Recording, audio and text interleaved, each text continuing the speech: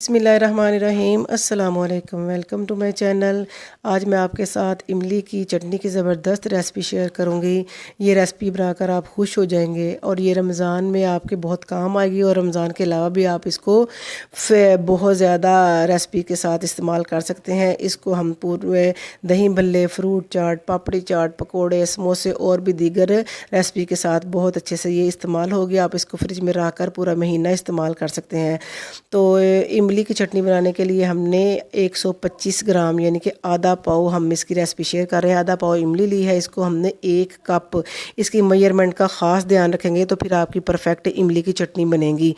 तो 1 कप हमने नीम गर्म पानी लिया है। आप नीम गर्म के अलावा वैसे सिंपल भी ले सकते हैं। इसको 10 से 15 मिनट हमने 15 से 20 मिनट हमने रखा है। इसको अच्छे से हाथों से मसल लिया है और इसका पल्प ये देखें कैसे गाढ़ा हो गया है। इसको हम स्टेनर में डाल के कढ़ाई के अंदर, जिसके अंदर हमने चटनी बनानी है, उसके अंदर स्टेन कर लेंगे।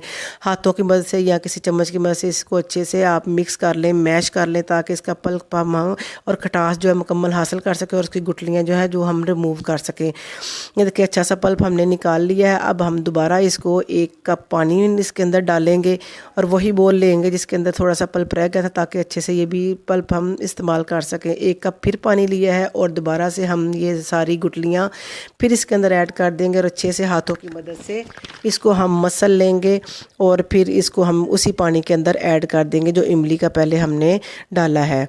ये काम आप जूसर और ग्राइंडर की मदद से भी कर सकते हैं, जैसे आपको आसान लगे, लेकिन हाथों से करेंगे तो ज़्यादा बेहतर है।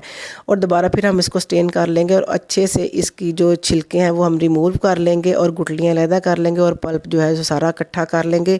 तो रेसिपी को आपने मुकम्मल वॉच करना है और फॉलो करना है, और ताकि आपका कोई भी पार्ट मिस ना हो।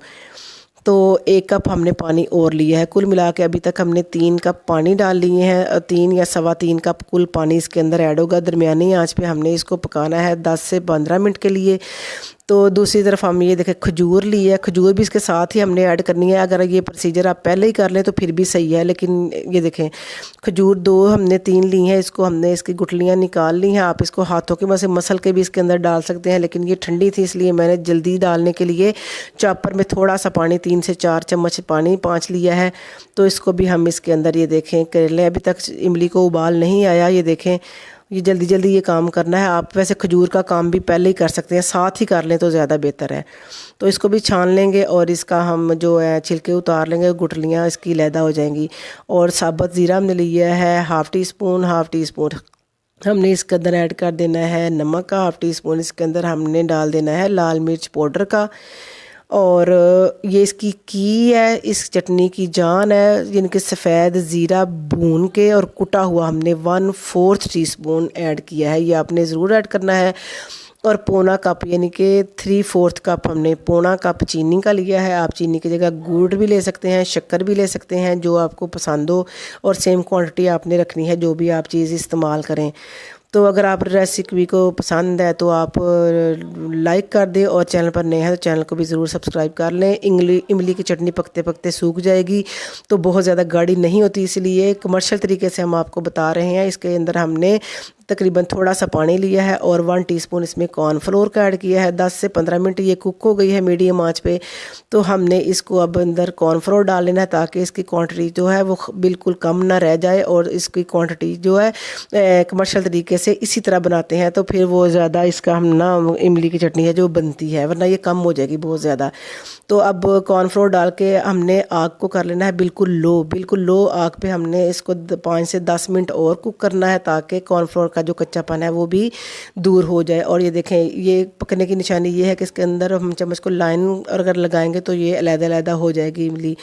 और आपको इतना ही ठंडा चाहिए, इसको चूल्हे से उतार लेंगे 10-12 मिनट पकाने के बाद, और ये ठंडी होकर और भी ज़्यादा गाढ़ी हो जाएगी। तो कैसी लगी आपको इमली की चटनी की रेसिपी?